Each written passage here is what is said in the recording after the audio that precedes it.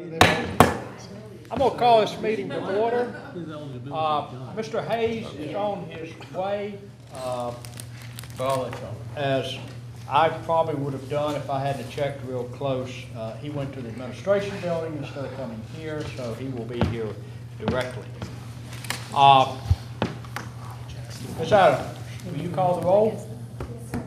Edward B. Higgins. Here. Jeanette S. Nichols. Here. Janice A. Kavanaugh. Lisa Isa. Here. Donald S. Hayes. Bruce T. Shaw. Here. David L. Word. Here. You have before you the agenda for this meeting. Do I hear a motion to approve the agenda? So moved. So, Second. I have a motion and a second. All in favor signify by saying aye. Aye. It is approved. All right. I guess, Mr. Anderson? Yes, sir. And before we get started looking at redistricting, I wanted to take this opportunity to share with you just a quick update on some of our construction projects in school as it relates to school openings. I was reading the Business Journal today and saw an article that the headline said, "Rain bogs down construction throughout our region." And I assure you that our construction projects were no exception to that. Especially the projects that we were moving in modular buildings, having to get utilities run and anything that was site work related. Dr. Markley asked me, "Will we be ready?" And I said, "We'll be ready, it just won't be pretty." I tell you that, 'cause we will be ready, and but not all of our schools will be as pretty as I wish they were. And I assure you that we will get them pretty, but on day one and this week as we're as the schools are having an open house, and I just wanted you to be aware, especially Myrtle Grove and Roland Grice. You're aware that we're moving modulars in there. Parsley and Murrayville, two areas we're moving modulars in. And in addition to the rain, we actually we took bids on 2 modular units for J.C. Rowe. The units, the bids were very high. We made changes. We tried to increase competition by soliciting more vendors. We took bids again. We only had 1 bid. I would say that's an issue across the state with districts right now. The modular units are scarce and the prices have gone up considerably. So another area that really hurt us was on our roof projects, Gregory, New Hanover, the re-roofing Brogden Hall, and the main building at Hoggard. Those are also Ashland. Those are behind schedule as well, and we'll be continuing work into the school year. We've, in all cases, we've gotten the tear off and replacement, at least the new roof in the buildings right in. So at this point, we'll be limited to doing cap sheets or metal work, which will have minimal disruption to the school staff, but just the presence of construction activities on site. Wanted to make you aware of those. And I'll end on a positive note. Despite the weather conditions this summer, Blair and College Park are on schedule. I think we got off to a very good start on those projects. The contractors did a great job of getting those buildings up out of the ground as quickly as possible, and so the rain didn't have as much impact on those jobs. And this fall, we'll be scheduling a trip for the board to tour those sites. Thank you. Any Mr. questions about? Anderson, how are we doing with the sinkholes? Yes, actually, the county was very responsive and fortunately found a contractor to get out to Anderson right away. And I was by there late yesterday. And it looked like they had gotten one of the, it's a storm drain line that had settled, and the joint in the pipe was leaking and eroding the soil around it, and that's what caused the sinkhole. Looked like they had gotten one replaced, and they were working in, at the one in the traffic circle. So I haven't seen that today, but I know that they're working hard to get that completed before school starts. And we've worked out a plan, with Ms. Holland for their open house tomorrow night, as well as worst case scenario, if we don't have it completely finished for the start of school, we have a plan in place to accommodate parents pick up and drop off. Good, thank you. All right. Now on to the main subject. Now on to the main subject. So,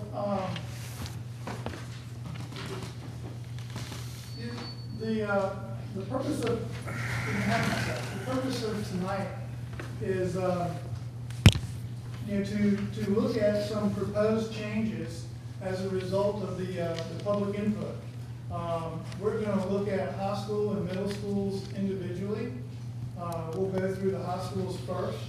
But we'll look at the public comments. I'm gonna give you a summary of the public comments that we've received and the input we've received, the proposed changes in response to those comments, and then we'll look at the effect that the changes have on our capacity comparisons and on our free and reduced percentages.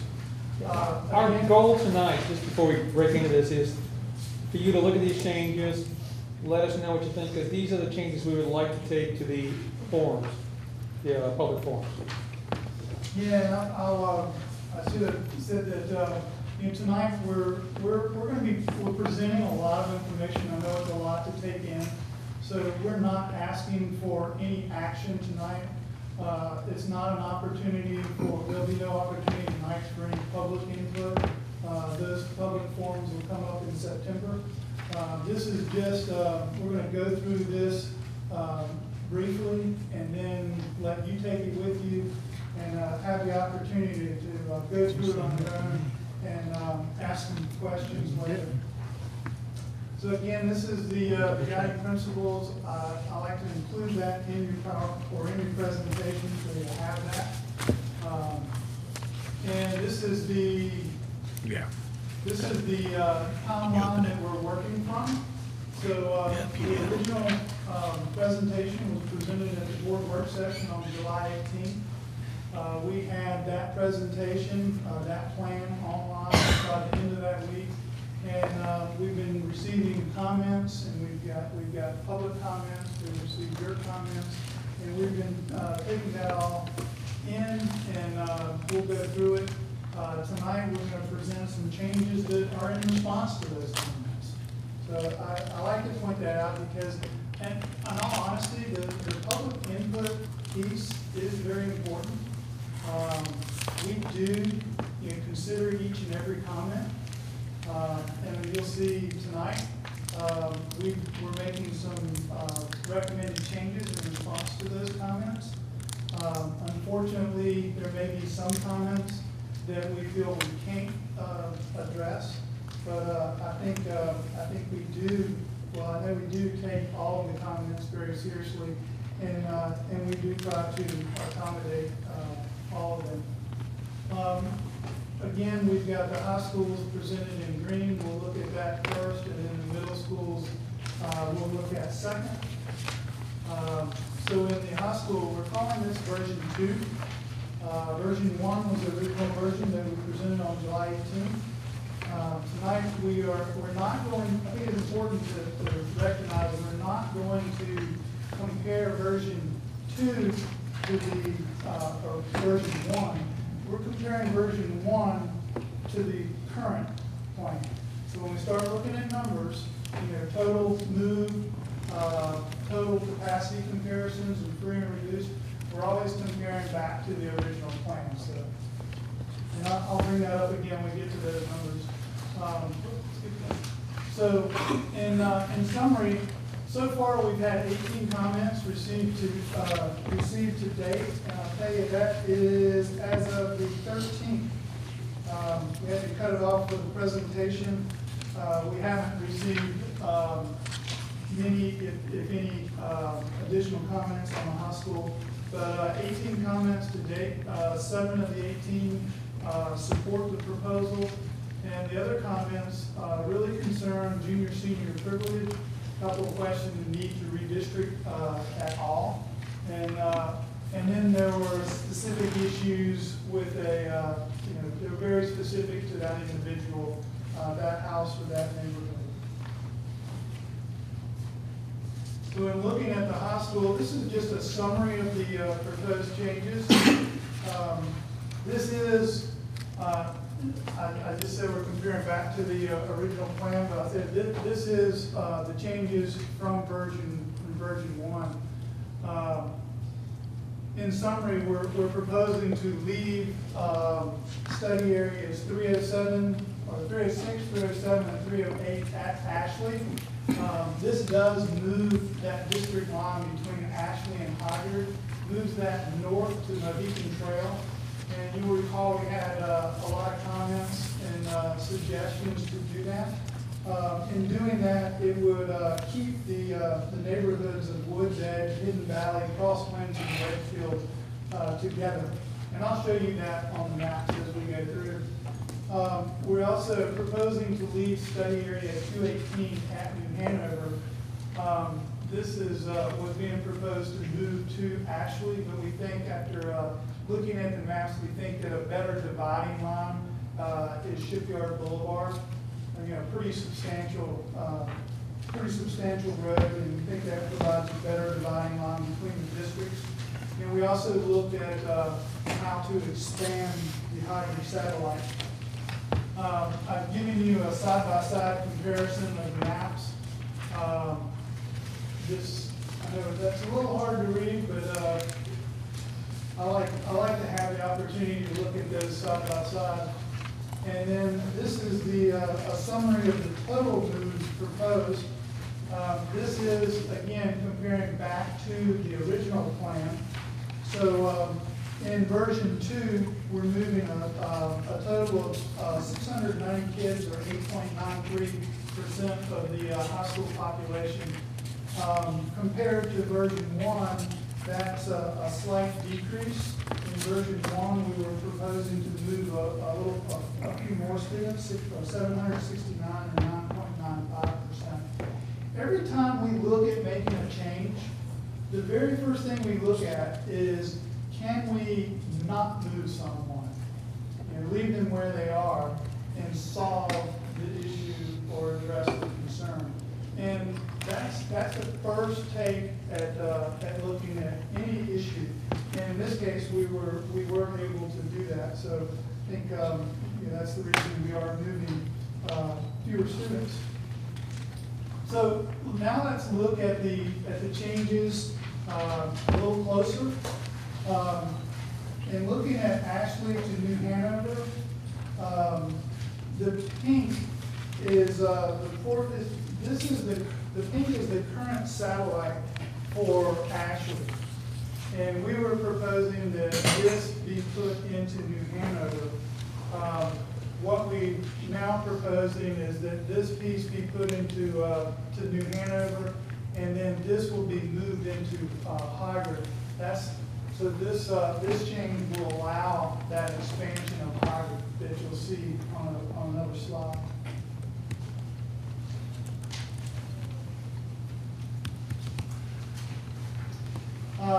Laney to New Hanover, we're not recommending any changes from version 1. New Hanover to Ashley. This is I mentioned the study area 218. 218 is here, and this is Shipyard Boulevard. The Ashley district came up north parallel to Carolina Beach Road, and when you get to Shipyard Boulevard, we think that's a better dividing line between the districts. That was just something that we had noticed in going back and looking at this. So we are proposing that change, which would leave 218 at New Hanover. Ashley to Hoggard. I mentioned again the pink is the current Ashley satellite. So we want to expand the hybrid satellite. So we're proposing in version 2 that the highlighted areas be reassigned to hybrid, which expands that hybrid satellite. The other change, which I mentioned, is in the south. This is Monkey Junction here. And we had the hybrid district coming down much further. And we're recommending that we shift that district line up to Mohican Trail, which again keeps those neighborhoods of Woods Edge. Let's see, it's Woods Edge, Hidden Valley, Wedgefield, and Crosswinds, and Mohican Trail provides a better district line, a better dividing line between those districts. How many children were involved in that decision? Impacted? Quite a few. Give me just a second, and I'll tell you.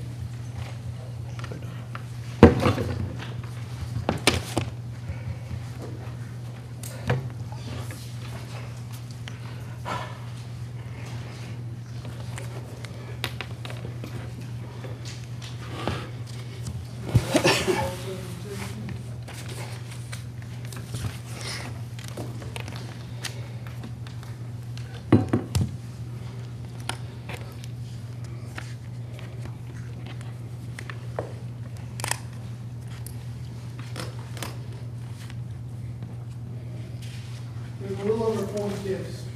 Okay, thank you. Thank you for that. Yes, sir.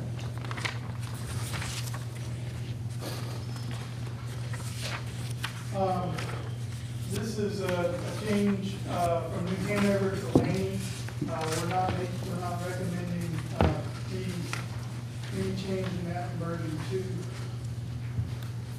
And again, New Hanover 100. We're not recommending a change there either.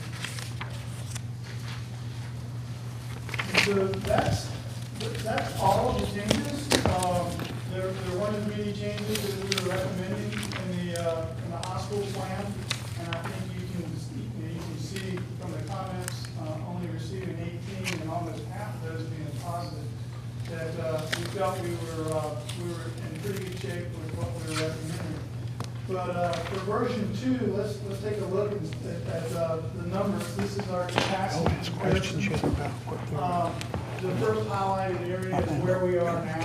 So it'll show you, where each school is, under or over capacity. I've highlighted the version 2 or version 1 plan, and this is what we're presenting tonight, version 2. The thing I'd like to point out here is if you look at the range from the highest or the most overcrowded to the schools that are under capacity, we had a range of 507, and that range is now down to 159. So, this accomplishes what we were set out to, one of our goals, in trying to get a better balance or distribution of the students in our traditional high schools. And looking at the free and reduced lunch population, again, the current free and reduced for each compared to version 1, which is the original plan we submitted in July, to the plan you just looked at.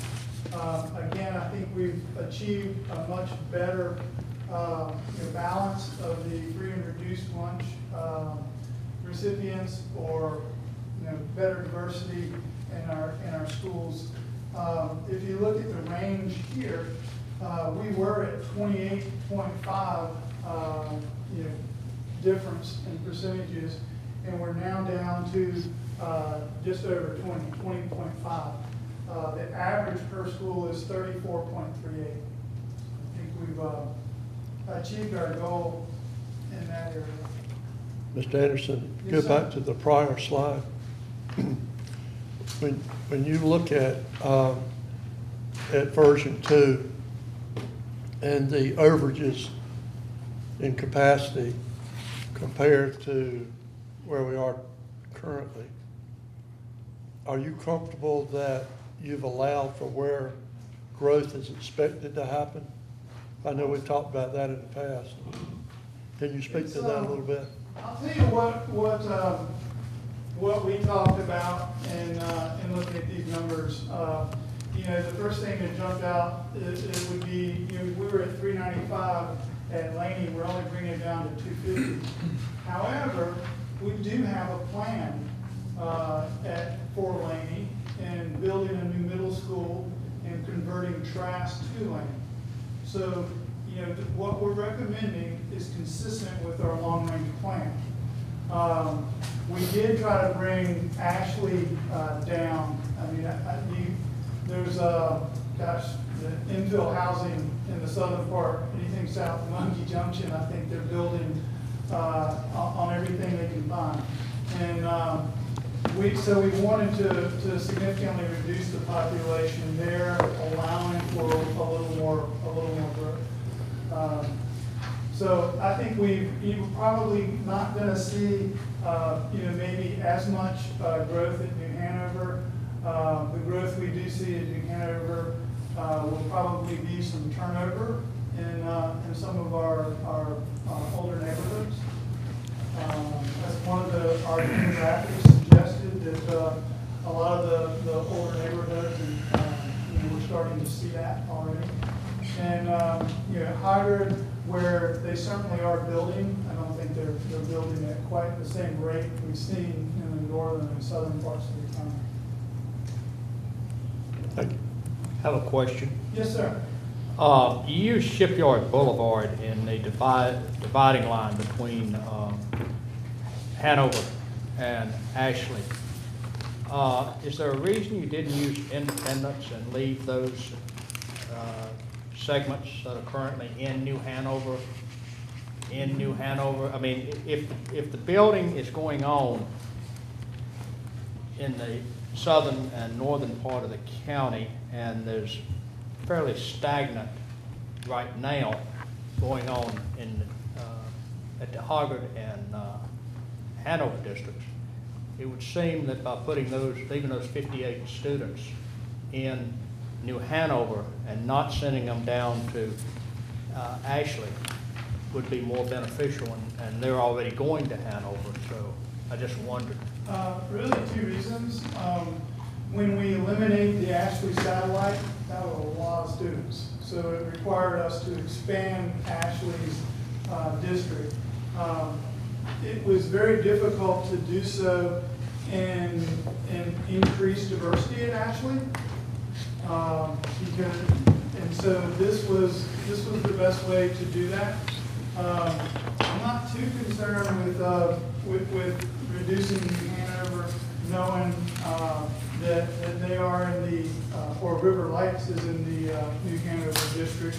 And we're hoping, you know, down the road that also starts to, you know, fill New Hanover and provide some diversity at that school as well. Well, I mean, I understand. I'm just the comment being that under your new version 2, Ashley is reduced to being only 90 over capacity, and Hanover's 81. But again, not knowing whether River Lights is going to become more of a retirement community with few kids. I mean, I know what the developers have said, but I don't know if we've seen any impact. Well, they're actually seeing, they have a low percentage. They're telling us in our meetings that you know, they're in that 20 to 30% range of you know, their market being families. But you know, 20 to 30% of 3,000 homes is a significant impact. Okay. Just by the sheer All right. size of the development. Any other questions on the middle school, I mean on the high schools, before we take a look at the middle schools? I do have this question. When you brought these out and presented it to the public and therefore the board, and you've gotten feedback and you've made adjustments, your process, you carry that back to a committee of principals and others? Yes, sir. can you just tell the public what you do there? I think that'd be helpful. Absolutely. Fran in my office, takes those comments and she prints those out for me. I look through them, each and every one of them.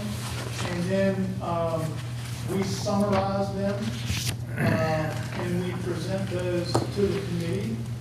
And when the committee meets, we make changes, to address as many of those. And we've had some very good comments. I mean, you all know more than anyone, this is a very complex issue. And so, I'm very appreciative of the comments that we do receive. And we've had some very good comments, and I think in responding to those comments, we're presenting a better plan. So, in my mind, the process is working. Once the committee, meets and we implement, or we make some changes and recommend some changes, I think we've met again, look at it one last time, see if we could make any other improvements. We then share that with all the middle and high school principals, before it's then presented to you. Thank you. Mr. Anderson, kind of working off of what you said, that I had asked you a question about the computer program and what exactly could be kind of plugged into that. And I had received an email asking that very question. So if you could speak to that, about what actually was part of the computer program, and then again, elaborating on the importance of the public input. Right. Well, the computer program, is all centered around these study areas.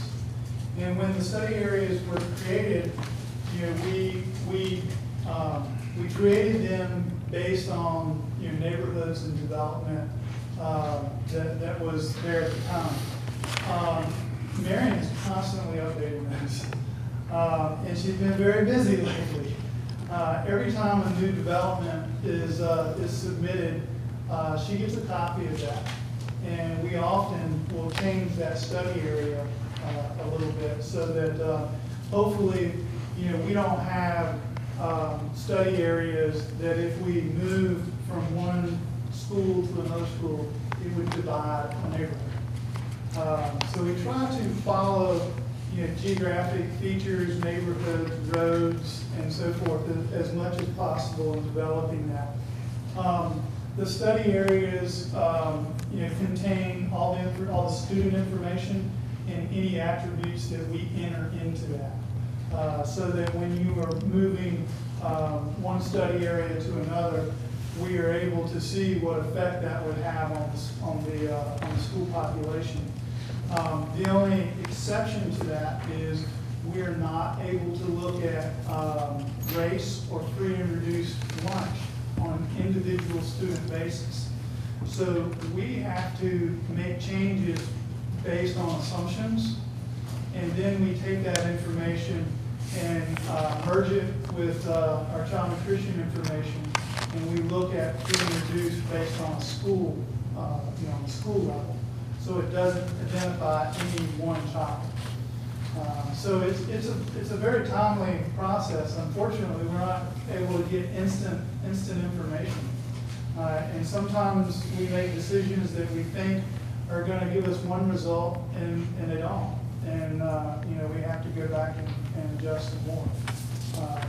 But that's what it is. In this particular, in the middle and high schools, I would say that we are.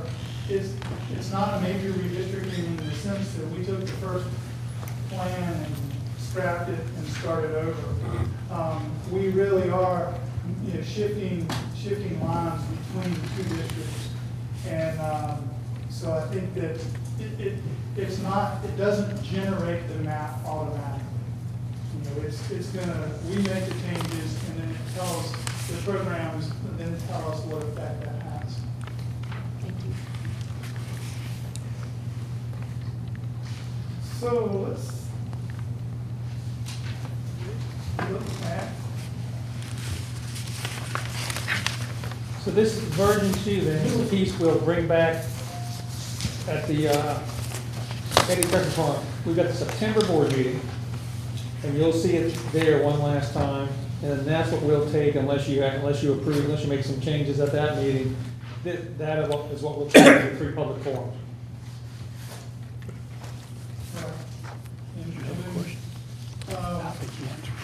We'll have one more opportunity to look at that, from public input, and then we're hoping to have you approve that in October. I think it's important to also note, I wanted to go back and look because I wanted to make sure as to what was happening.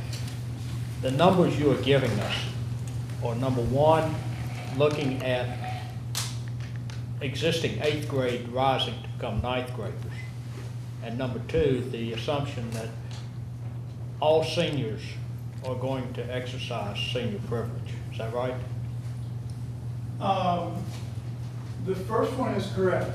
The numbers, when we talk about, the total number of moves, the individual students affected, being 89, we're looking at 8th, 9th, and 10th grade, because those are the students that will start, in this particular case, they would have started at New Hanover and moved to Hyder.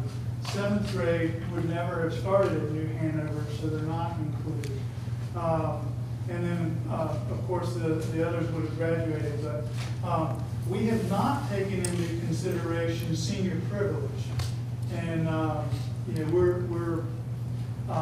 don't know, if we do that, we're gonna need to come up with a, Well, I mean, I was just assuming because you didn't have the 11th and 12th grade on there, you must have been just assuming that all those 11th and 12th graders would either have graduated or would elect senior privilege. Well, these numbers, since we haven't started this current school year, these are the 2017-18 numbers. So these 10th graders They will be. will be 11th graders this year, and then there would be 12th graders the following year. They'd be your 12th graders when the plan goes into effect. Right, okay, all right. And so we would, if we had allowed senior privilege, which we're assuming you would do, then they're not being taken into consideration. Right, okay, all right. Does that make sense? That, I follow that. I guess the other question becomes, and I understood what you said about 7th graders, Right. but by the time this goes into effect, they will be rising 9th graders, right? Correct. Now, I realize they have not been at one school, moving to another school. Is that the reason that we're not including them? We're just simply saying this is now your new school, whether, That's correct. okay, We're only looking at the students that would have. Expect to move. In this particular calculation, I mean, you can calculate it any I know. number of different ways, but I think it's a good question just to clarify. The 7th graders last year, rising 8th graders, would be rising 9th graders the year it's implemented. So they would not move during their high school years. They would start at Hyder in this particular case. So we did not include them in that number. the other question becomes, though, those 7th graders are going to be someplace. There'll be 9th graders somewhere. If we haven't, and I'm not trying to throw rocks in the water, but if we haven't considered how many of those there may be at Laney, that there may be at Hoggard, at Ashley, or New Hanover, to determine whether or not we just create another issue. Well, we do. Okay. I mean, we've looked at demographics. I mean, we know what's happening, from our demographic report, to the county as a whole. And so that's really one of the reasons, we're looking at redistricting. We know that, we're gonna have more overcrowding in our secondary schools, until we can get some relief with new construction. When you look at projected membership, that's the projected membership of the school when this plan goes into effect. These, okay, all right, that's all I want to be clear. Okay, thank you. But as I mentioned with, Ashley and leaving, it's down at 90, and Laney was at 250. I mean, we are taking into consideration, what's beyond just those numbers. Mr. Anderson, just to clarify what Dr. Marcus said, the projected numbers are in effect not including those students who decide to exercise senior privilege. How would you know? Yeah, you can't Well, know. that's what I said, not including Okay. those who choose to exercise. Right, right.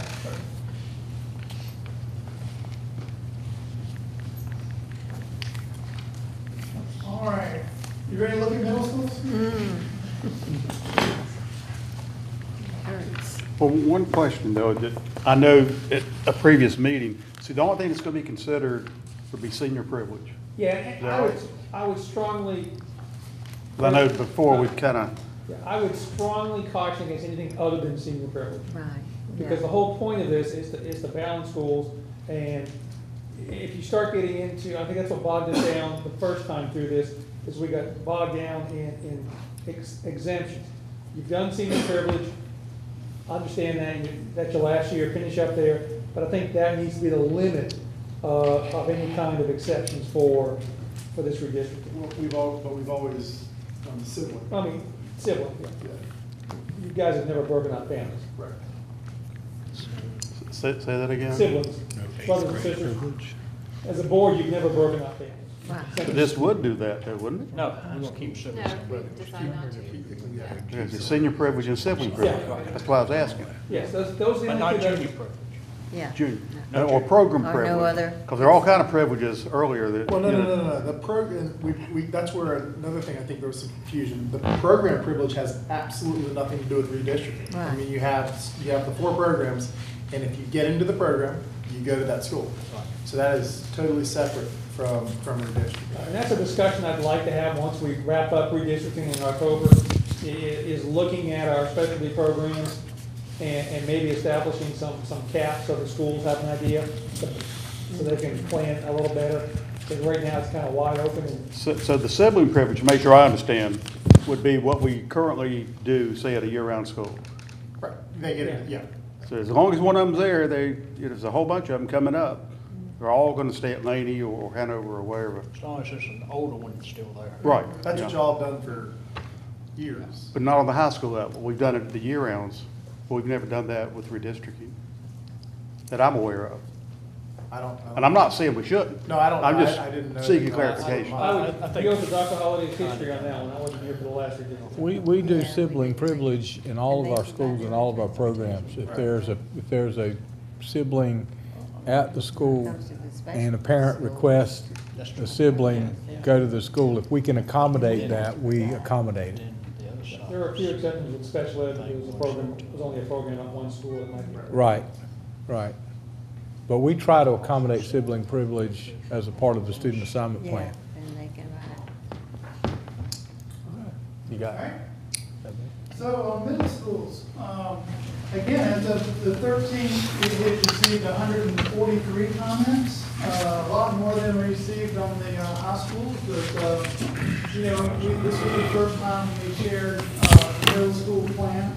75% of those comments concern neighborhoods moving from Noble to Holly Shelter, specifically Emerald Forest and Wendover. 8 of the comments were concerning Lansdowne neighborhood, moving from Myrtle Grove to Rolling Rice. 7 comments were regarding Marsh Oaks neighborhood, moving from Trask to Holly Shelter. And then 7 comments in support of the proposal, and then we had other comments concerning moving rising 8th graders. Or again, a very specific, I mean, there may have just been one comment on specific address or specific neighborhood. It's harsh. So in response to those, to those comments, in summary, we'll go follow the same format here. I'm going to tell you just in summary what we're proposing, and then we'll look at it in a little more detail. But in summary, we're proposing that you leave study areas 73, 73A, 73B, 80A, and 80B at Noble Middle School. This is the Wendover and Emerald Forest neighborhoods. If we leave those two neighborhoods at Noble, we then had to go and make some changes on the other, or the other side of Noble, between Noble, Williston, and Rolling Rice. So we made some changes in here, which we think provided a better balance compared to our capacity, and also in the free and reduced lunch numbers. As part of that, we actually created a Noble satellite, and we expanded the Myrtle Grove satellite. So these are the two maps, side by side. I'm calling Noble a satellite, but we'll look at it in more detail. But it is right here. So it's anytime we created a satellite, we were very conscious of where that was, and because of proximity, and also because of the transportation efficiencies, and just getting the kids to school on time. The summary of the total moves. Again, this is versus the current plan. So we're proposing 621 students, which is 11.52% of the total middle school population. These changes did slightly increase that move total. By comparison, we were at 544, or about 10%. So while I think we have a much better plan, this plan does move slightly more students. So let's take a look at individually. The Murray to Myrtle Grove, we're not recommending any changes from version 1. Rolling Rice to Myrtle Grove, we're not recommending any changes there. Rolling Rice to Williston, we're not recommending any changes. Pass to Holly Shelter. This is Marsh Oaks. We're not recommending any changes there.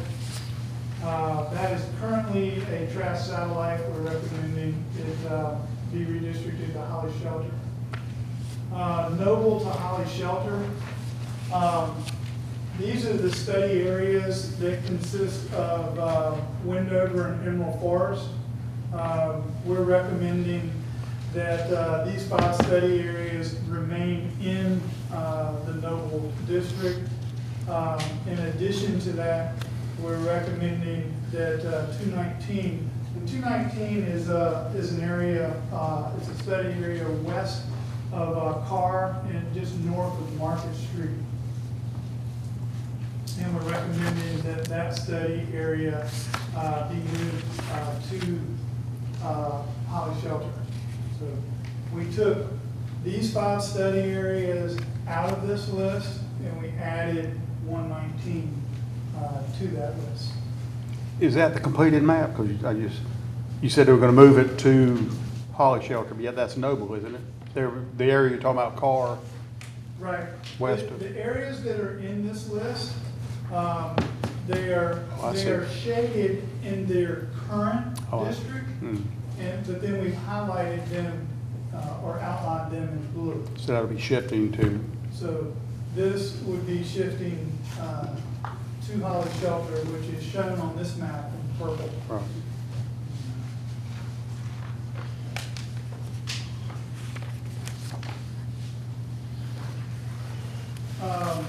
Noble to Williston. This is where we were taking a significant number of kids out of Noble or putting it into Noble, and this is how we would, shift some kids from Noble into Williston. This is the current Williston district, shown in an orange mustard color. And we're expanding that district up to Old Eastwood, and this is Eastwood, Oleander, and Wrightsville Avenue.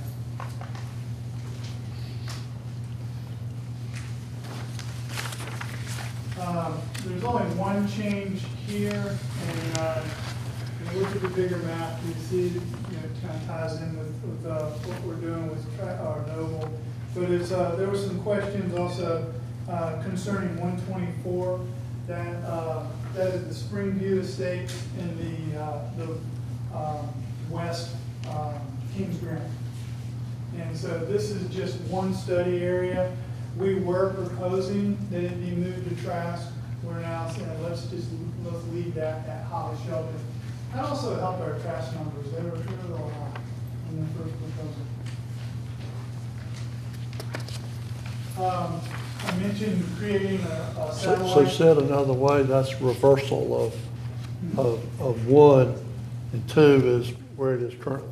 Correct, we would leave it where it is. Okay. And Which is the way it was. Back to what, Exactly. if we had a concern that was raised with version 1, we always first look to try to solve that by leaving those students and not moving them. In that particular case, we were able to do that. This is where we have created a satellite for Noble. This is Market Street and College. The tan color here is the Noble district, and so we picked up a satellite here. We had to reduce our population at Williston, and this gave us a better balance of free and reduced at Noble, while also giving us better enrollment numbers compared to their capacity. And these were two current Williston districts that we were shifting to Noble as well.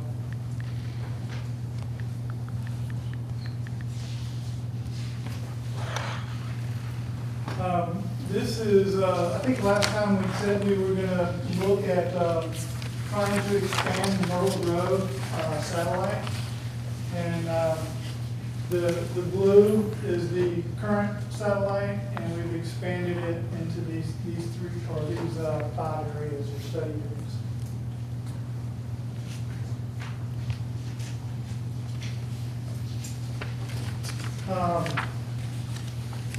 This again is, we created actually a satellite for Rolling Rice. This is the Rolling Rice district shown in purple. These 2 areas were part of the Myrtle Grove satellite. We've shifted those into Rolling Rice to help with our capacity and free and reduced numbers there. And then this was part of the Myrtle Grove district, and it follows Navajo Trail, and we're proposing to shift those 3 study areas from Myrtle Grove into Rolling Rice as well.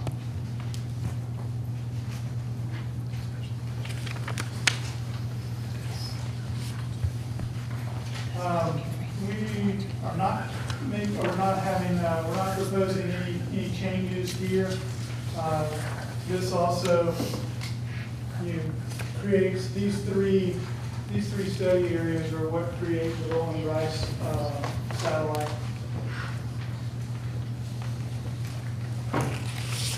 And the final slide, Williston, the Holly Shelter, we're not recommending any changes there either. Mr. Anderson, can I go back to one slide real quick? Which one? Williston and Noble.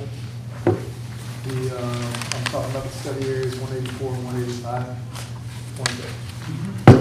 I thought there had been some discussion about leaving those where they currently are. Especially because you're now creating a study area, 161, or sorry, 161, 162, that's going to be going to Williston. And I thought we had talked about keeping 184 and 185 in Williston as well. I know we looked at, from our initial discussions, in this area, we really struggled with that area. Because at one time, we were talking about just 161, not 162. And we had to carry that all the way down to Oleander. And then we moved these two. It was very difficult working this area with the Noble satellite. We felt like what we presented gave the best balance and capacity and free and reduced. How does, from a free and reduced standpoint, how does moving 184 and 185 help Williston? We'd run those numbers for you. Because I'm looking at, you have 161, that's 9 students, and then 162, that's estimated at 16 students. And then you're moving a fairly affluent area that currently goes to Williston in 185 and, 184 and 185. The 185 is 21 students. So, we're looking at about 25 students here between 184 and 185. Problem is, those 30 students would have made them the most overcrowded of all the middle schools. For Williston? Yeah, it would have put them almost at 140 over capacity. Is there not another study area that we could look at maybe? At this point, expand the Noble? if you look at the free and reduced lunch numbers, he hasn't gotten to them yet, we've actually reduced them down under 60%. No, and that's good, and I appreciate that. I guess it's still the highest by a lot, and if you look at the Noble version, it actually stays the same, so I just figured. The problem is, it's that squeezing of the balloon, where you squeeze one place creates a bubble someplace else, and trying to balance up that out.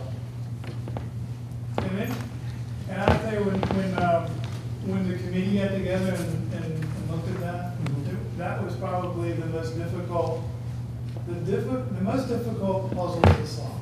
And trying to get a good balance of free and reduced while meeting our capacities. It's all 184 and 185 being moved to From Noble. From Williston to Noble. So that's the, what is that, Rose Hooker Road and. Avenue, Hooker, and Wrightsville, that whole section through there. Right. And they currently go to Williston. Correct.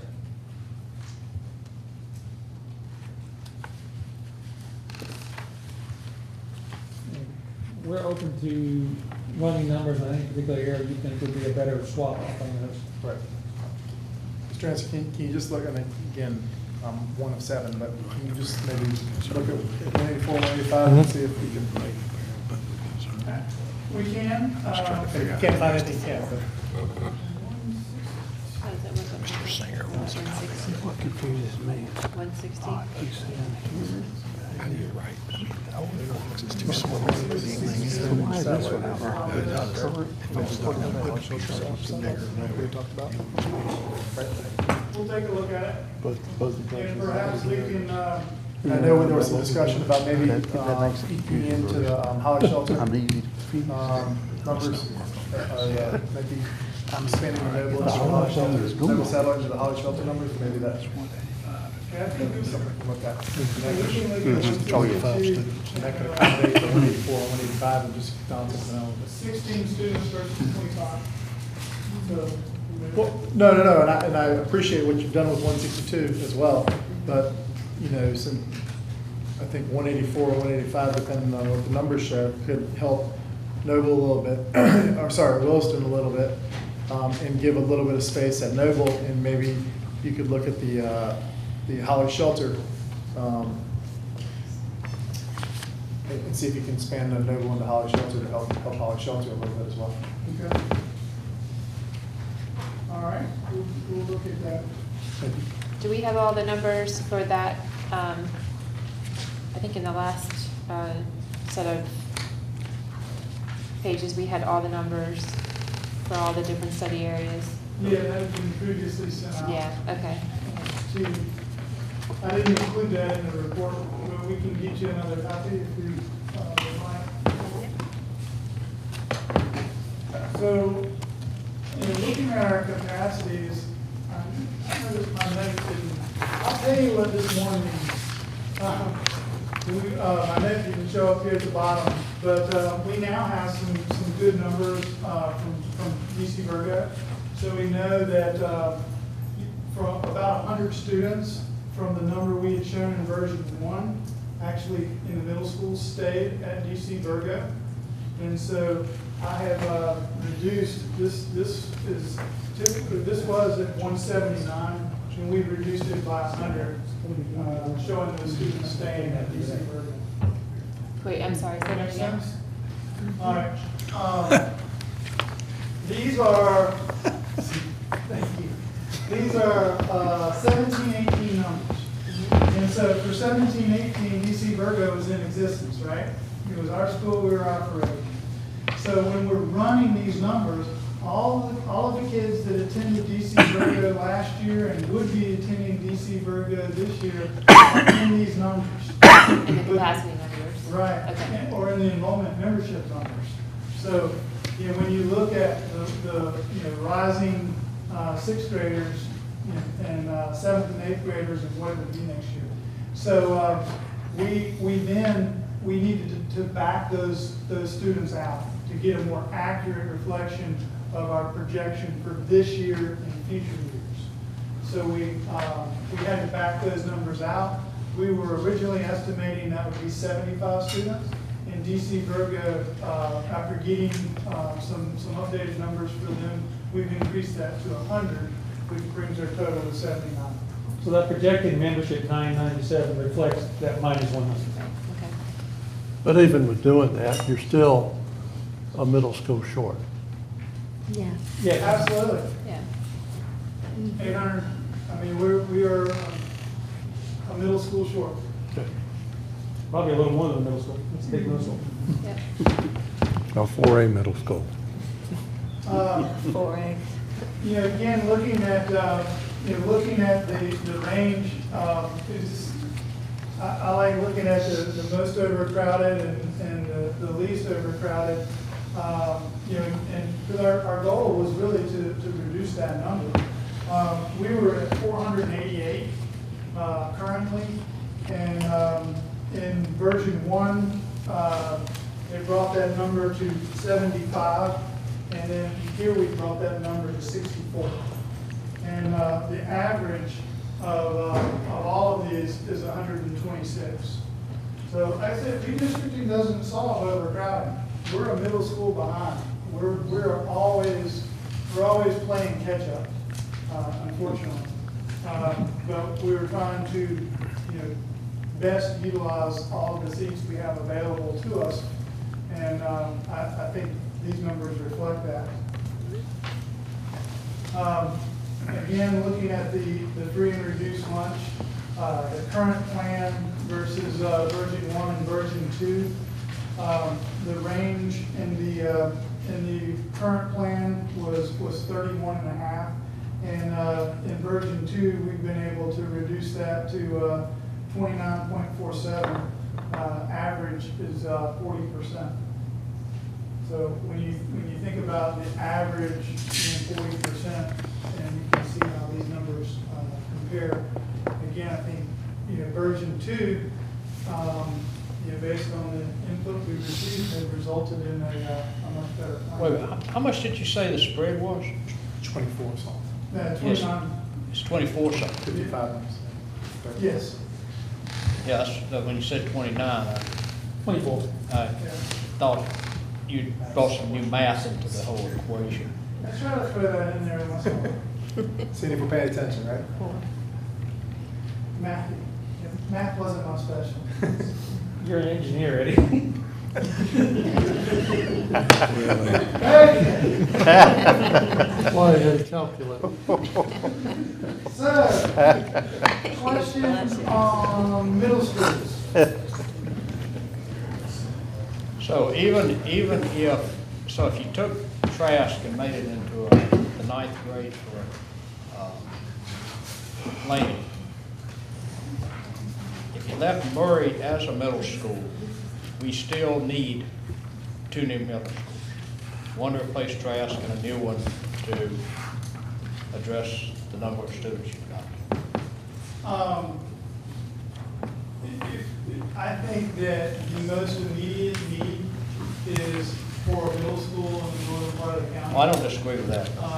And then the second part of that is just gonna be based on how fast we grow. But moving forward, we want to, set ourselves in a position where that's a possibility.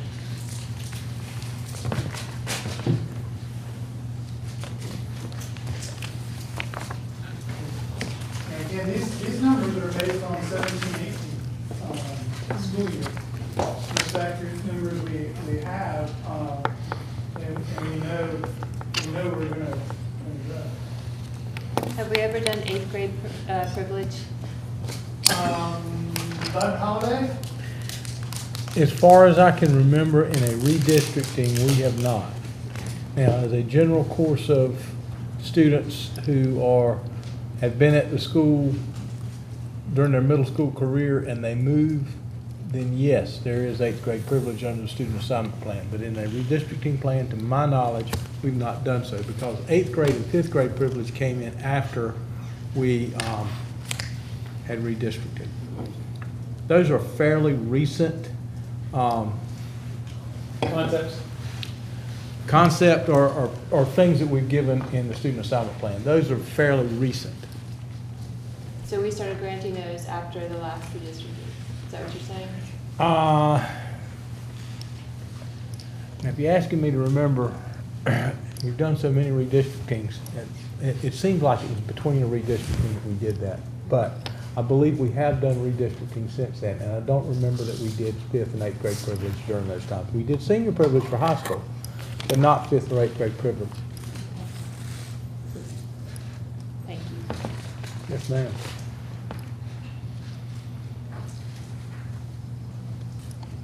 I know we want to take another look at the Williston to Noble, and we will.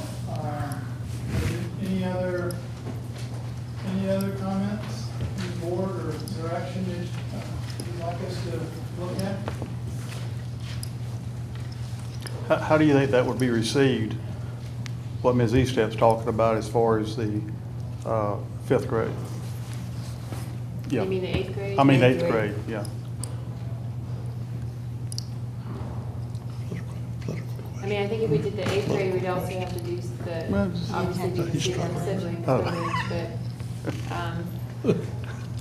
The extent of overcrowding at the middle school is greater than it is at the high school. So anything that sort of upsets that balance is going to be that's problematic. I mean, we're putting classrooms in our media center at Murray.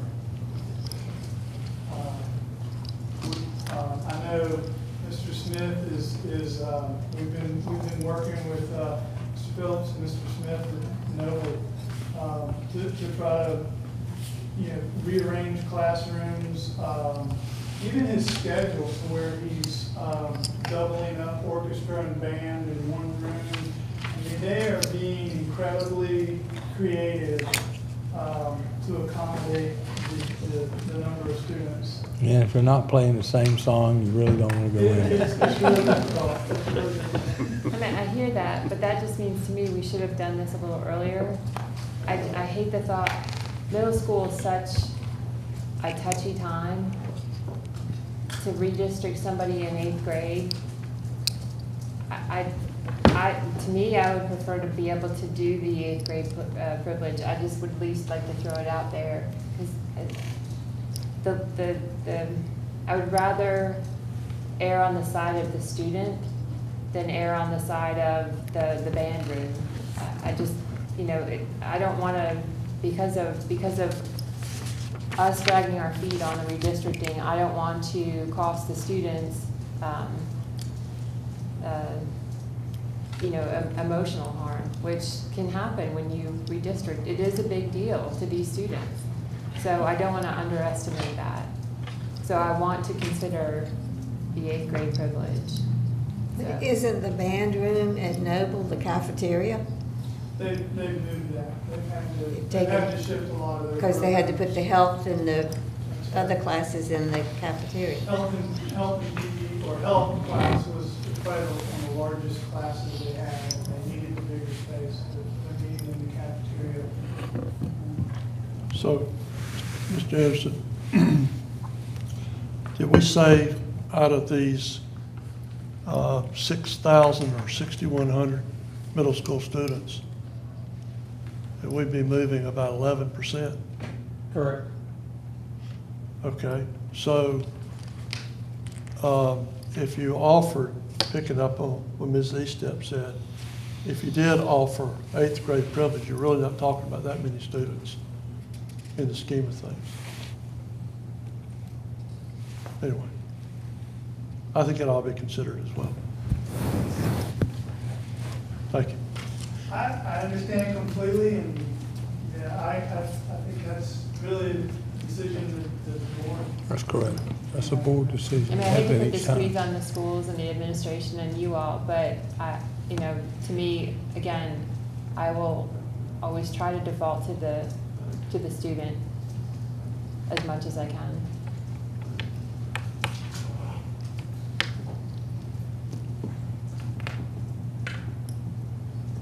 All Well, right. then you need to go back and figure out how many eighth graders there would be in these districts that will be redistricted. But you can't guess how many are gonna take them up on it. Well, but I mean, worst case scenario is what you need to know. I mean, Worst case scenario is at one school, everyone who gets moved to that school goes there, and those who are at that school stay there. right, Right. And it's really, I mean, that's impossible to predict at this point. and the other problem becomes, you got a student who's been redistricted, the family has been redistricted to another school.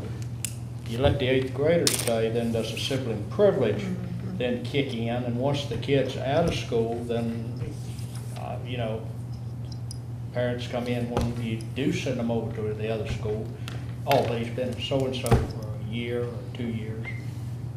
I mean, you know, it's like I said on television this morning. It's a trying time to do redistricting, because on the one hand, the data says kids need to be moved, but on the other side is also the emotional aspect of it that we have to deal with, and parents deal with, about where does that child go to school. I mean, we do not move kids around randomly like pawns on a chessboard. I just hope that people understand that that is not what we're doing, and that we are taking into consideration. So as a district, we've not redistricted in my time here, and I've been here 8 years, so this is not something we do on a, like some larger counties do on a regular Yeah, Wake, basis. I think, does it every year. So, I mean, Yeah. I think Wake has to with the growth there. They that, never know where they're gonna go from year to year. Okay. Any other questions or discussion? all right, so you'll see these maps for approval at the September board meeting, and the maps you approve at the September meeting are the ones we will take to the 3 public forums. Good. All right, if there's no additional questions or discussion, do I hear a motion that we adjourn? So moved. Second. Have a motion, second, all in favor, signify by saying aye. Aye. We stand adjourned.